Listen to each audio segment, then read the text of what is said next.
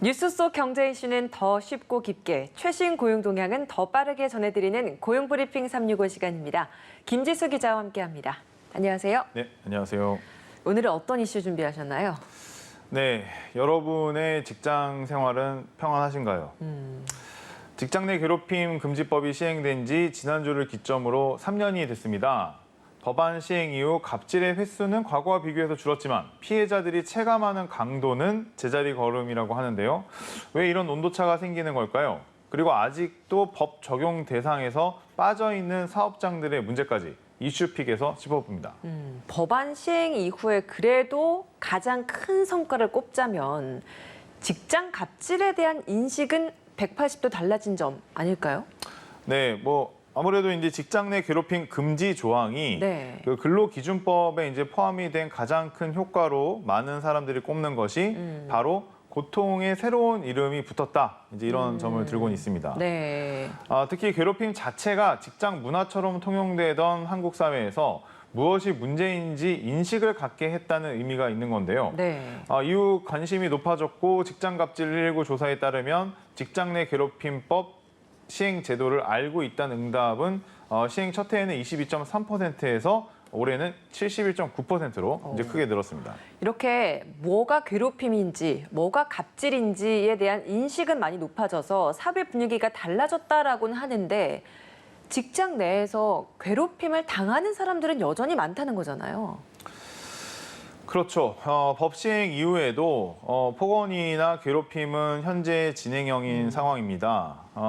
2019년 7월 제도가 시작된 이후 지난달 30일까지 약 3년간 고용노동부에 접수된 직장 내 괴롭힘 사건은 총 18,906건입니다. 신고 건수는 매년 증가하고 있고요. 노동 현장에서는 신고 뒤가 더 문제다. 이제 이런 지적이 끊이지 않는데요. 네. 갑질을 당했다는 상황을 증명하기도 어렵고 또 괴롭힘을 인정받는 것도 이제 쉽지는 않은 겁니다. 그렇죠. 이 직장 내 괴롭힘이라는 게 피해 유형은 굉장히 다양한데 이 증거를 남기는 게 쉽지가 않잖아요. 맞습니다. 사실 이제 직장 내 괴롭힘이라는 것이 피해 유형을 일단 보면요. 네. 폭언이나 부당 인사 따돌림 등 이게 굉장히 다수를 차지하고 있고요. 이런 행위를 입증하기 위해서는 결정적인 녹취 자료 또는 메신저 내역 등이 이제 필요한데 이를 피해 노동자 개인이 완벽하게 준비하는 것은 쉽지는 않습니다. 그렇죠. 만약 직장 내 괴롭힘이 계속되는 상황이라면 지금 당장이라도 괴롭힘 행위에 대한 녹취 자료 등 객관적인 자료를 확보하는 것이 좀 중요해 보입니다. 네. 근데 이렇게 자료를 확보해서 잘 준비해서 신고를 한다고 해도 실제 이게 처벌로까지 이어지는 경우도 어렵다던데요? 네, 이게 실제로 이제 근로기준법상의 그 기준을 보면 신고 후에 방치 최대 이제 500만 원 과태료에 예. 신고를 이유로 한 불리한 조치는 최대 징역 3년 또는 3천만 원의 이제 벌금에 처해질 수 있는데요. 네. 하지만 80% 정도가 이제 처벌을 받지 않고 있다고 합니다. 실제 신고 사례 총 1,360건 중 약 20% 정도만 이제 검찰에 송치가 됐습니다. 물론 이제 사안이 좀 복잡할 수 있겠지만 네. 신고 이후에 이제 방치한 사업장 역시 조치 의무 위반만으로 과태료를 물 수 있지만 또 여기도 이제 사실상 0건이라고 하고요. 네. 오히려 법 시행 이후에 3년간 고용노동부에 접수된 직장 내 괴롭힘 신고 가운데 43.5%는 일단 취하가 됐다고 합니다. 오히려 방치해서 과태료를 물는 경우는 적고 이걸 신고했다가 이걸 취하하는 경우가 훨씬 많다는 말씀이신 거잖아요. 네. 이게 왜 그런 건가요? 제대로 된 조치가 안 돼서 그런 건가요? 아니면 보복 조치 때문에 그런 건가요? 아무래도 둘 다이다. 이렇게 봐야 될 것 같은데요. 직장갑질 119는 신원이 확인된 직장 내 괴롭힘 제보 가운데 80.6%가 신고 방치, 즉 조사나 조치 구호 의무 위반도 이제 경험을 했다 이제 밝혔고요. 심지어 10명 중에 4명은 신고를 이유로 불리한 처우 등 보복을 당했다 이렇게 얘기를 했습니다. 이렇다 보니까 이제 오히려 취소 건수가 이제 생겨나는 거죠. 이제 그리고 아예 신고 자체를 포기하는 경우도 많아지는 건데요. 고발 이후에 피해자들이 감당해야 할 정신적, 시간적 비용이 크기도 하고 이직할 경우에는 오히려 좀 피해를 볼 수 있다. 이제 이런 우려가 나오는 것 같습니다. 네, 더 큰 문제는 큰 대기업에서도 이게 참 진행되기가 어려운데 실제적으로 이걸 신고조차 할 수 없는 현실에 놓인 노동자들이 많다라는 겁니다. 5인 미만 사업장들은 아예 포함 대상도 안 되잖아요. 네, 맞습니다. 이제 5인 미만 사업장 같은 경우는 이제 심각할 수밖에 없는데요. 네. 이제 더 심각할 수밖에 없는데요. 아예 법 적용 대상에서 빠져 있기도 하고 괴롭힘을 당해도 신고할 곳조차 마땅치 않은 현실 때문입니다. 직원 수가 적다고 괴롭힘의 강도가 낮은 건 아닙니다. 오히려 그 반대라는 지역도 있는데요. 5인 미만 사업장은 괴롭힘 가해자가 고용주, 바로 직접적인 사장이기 때문에 그게 굉장히 어려운 것이죠. 네, 이 5인 미만 사업장이라는 이유로 괴롭힘을 당하면서 일해도 괜찮다라는 건 아닐 텐데 개선 방안은 없을까요?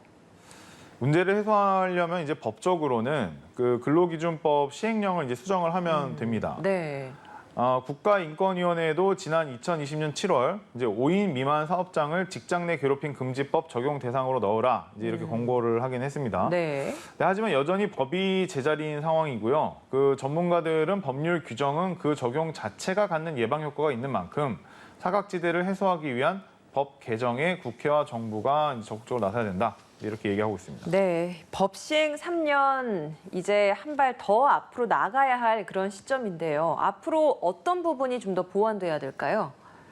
네, 일단은 이제 법제화 이후에 이제 괴롭힘 사건에 대한 개인적인 어떤 피해와 그 구제 방안에 대한 보완, 법 처벌 강화 이제 이런 것도 필요하지만 무엇보다 이제는 업무상 적정 범위를 좀 되짚어 봐야 된다. 뭐 이런 얘기가 많습니다.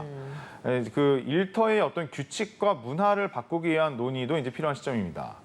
사후 약방문이 되지 않도록 직장 내 괴롭힘 예방을 위한 가장 중요한 과제는 전반적인 노동 인권 확대와 강화, 이게 먼저 이루어져야겠죠. 네, 그렇습니다. 한컷 이슈 보겠습니다. 오늘 한컷 이슈는 어떤 소식인가요?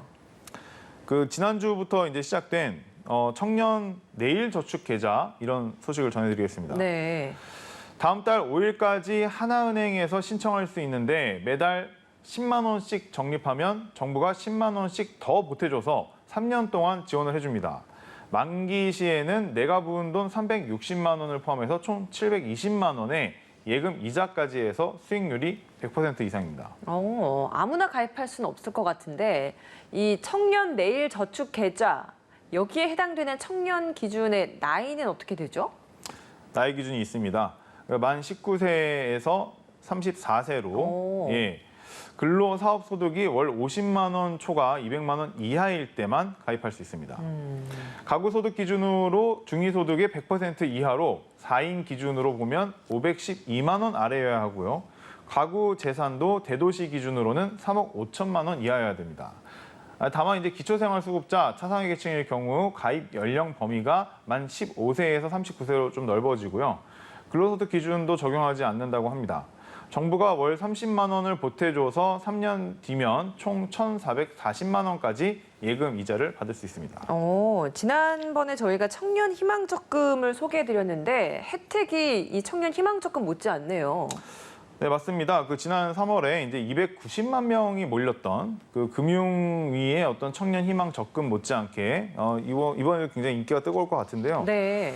이제 그러고 보니까 이제 이르면 오는 9월 금융위는 연 10% 금리 효과를 누릴 수 있는 청년 희망 적금 시즌 2도 이제 재개한다고 합니다. 여기에 이제 대통령의 대선 공약이었던 일명 1억 통장, 이것도 청년 도약 계좌 역시 내년 출시를 앞두고 있고요. 다만 이런 상품들의 경우에는 중도 해지를 할 경우 지원금을 못 받을 수도 있어서 주의가 좀 필요하다는 점 기억해 주시면 좋겠습니다. 네. 내가 싫으면 남도 싫은 법입니다. 혹여 어디까지가 조언이고 또 어디까지가 괴롭힘인지 감이 잡히지 않으면 나를 을의 위치에 놓는 역지사지가 가장 좋은 방법이 아닐까요? 오늘도 김지수 기자와 함께했습니다. 고맙습니다. 네, 감사합니다. 지금까지 고용브리핑 365였습니다.